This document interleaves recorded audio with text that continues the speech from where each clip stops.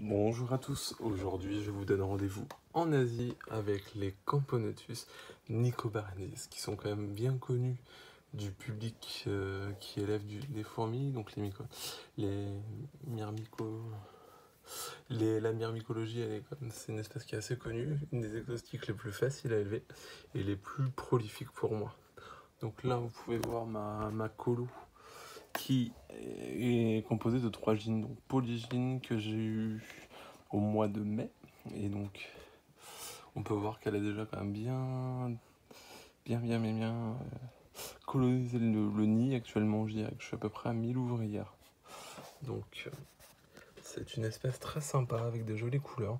C'est une Camponotus de moyenne taille, plutôt presque de petite taille, on pourrait presque dire, avec des majors quand même assez imposants pour l'espèce. C'est une espèce qui n'a pas de complications au niveau élevage, c'est assez simple. Par contre, elle demande de l'humidité, au moins 70-80% d'humidité dans le nid, et puis d'être chauffé idéalement. Donc là, ils sont à 28 pour être précis.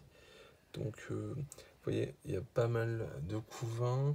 C'est une espèce quand même très prolifique, puisque en moins d'un an, bon là c'est une colonie polygine, donc forcément ça joue, hein, mais on se retrouve avec des colonies assez grosses rapidement. Donc espèce qui, comme je vous le disais, simple à nourrir, elle accepte tout, un liquide sucré, insectes. La particularité de cette espèce, c'est qu'elle est quand même assez sale, elle salit quand même facilement le nid, hein, d'une manière générale. Ça c'est un petit peu plus embêtant, on va dire. Elle a quand même tendance à bien salir le nid, sa manière de faire en fait. Elle accumule les déchets. Bon, j'ai pas de problème d'acariens ou autre avec cette espèce, mais elle salit quand même beaucoup.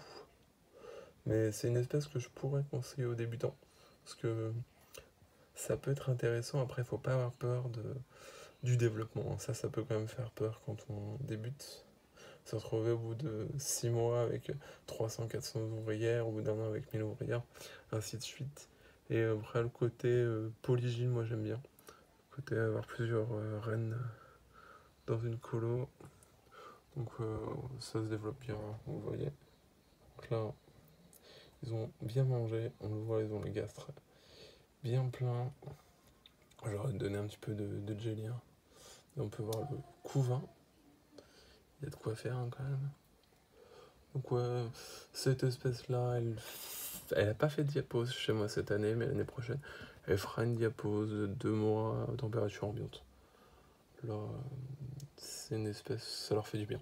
Même les exotiques, leur faire une petite diapause, ça leur fait pas de mal. La première année, on peut sauter la diapause sur les exotiques. Il y en a qui le font sur les endémiques, mais moi, ça, je le fais pas. Mais sur les exotiques, première année, c'est pas forcément gênant. Après, c'est en fonction de moi, hein, de mon retour d'élevage. Hein. C'est pas... Il y en a qui seront contre, il y en a qui seront d'accord. Ça, c'est vraiment un point de vue perso. Et donc, ouais. Donc, je vais vous montrer un petit peu l'état de l'aire de chasse. Et c'est là qu'on va se rendre compte quand même qu'ils sont quand même très sales, puisque ils s'amusent à m'éclater la jelly, puis à me la coller sur la vitre. Ça, c'est un petit peu embêtant. Donc, on peut voir qu'il y a quand même du monde dans l'aire de chasse. Bon, elles sont un minimum propres, parce que j'ai remarqué qu'elles ont tendance, quand on leur donne des petits bouchons, à stocker les déchets. Donc après, moi, je retire les bouchons, c'est plus facile pour le nettoyage. Mais bon, elles sont quand même tantinées cochonnes, hein, si on peut dire ça comme ça. Donc voilà quoi.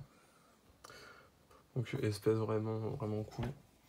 Comme je vous le disais, là, tout le monde peut élever si, bien sûr, vous avez la place, des nicobarensis. C'est vraiment une espèce chouette et facile à élever. Voilà, bah, j'espère que ça vous a plu. N'hésitez pas à me mettre des commentaires et à me dire comment m'améliorer. Je débute, c'est vraiment un exercice que je ne connais pas, les vidéos.